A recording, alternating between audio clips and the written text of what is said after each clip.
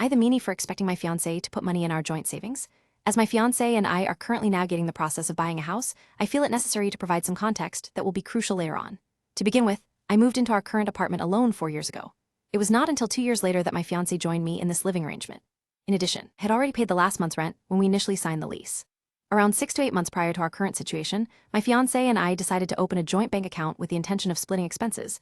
We split it evenly, 50/50. As both high earners, though I do generate a significant portion more, and forcing ourselves to save, it is essential to note that we have not consolidated our entire income into this joint account. Rather, we allocate X amount for shared expenditures and savings in the joint bank account, while the remainder of our paychecks goes into our personal checking and savings accounts.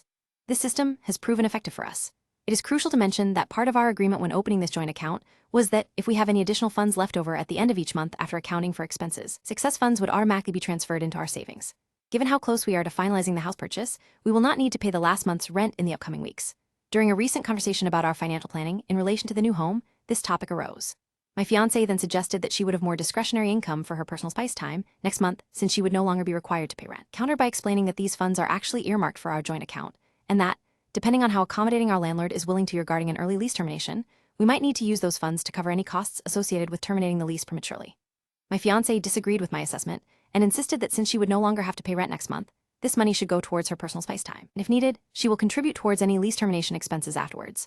This led to a heated debate between us, as I felt this conflicted with our initial agreement regarding the structure of our shared expenses and the purpose behind opening these joint accounts.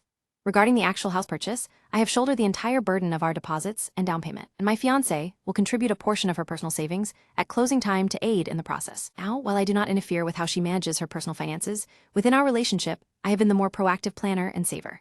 It was my personal savings that ultimately enabled us to move forward with purchasing the house, and thus far, I have taken on the bulk of the financial planning and organization required to make this happen. This arrangement is not bothersome to me. It was one of the key reasons why we established a joint account in the first place.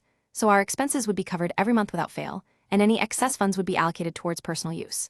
Am I being unreasonable for expecting her to put this money into our joint savings, since it originally intended for our joint account anyway?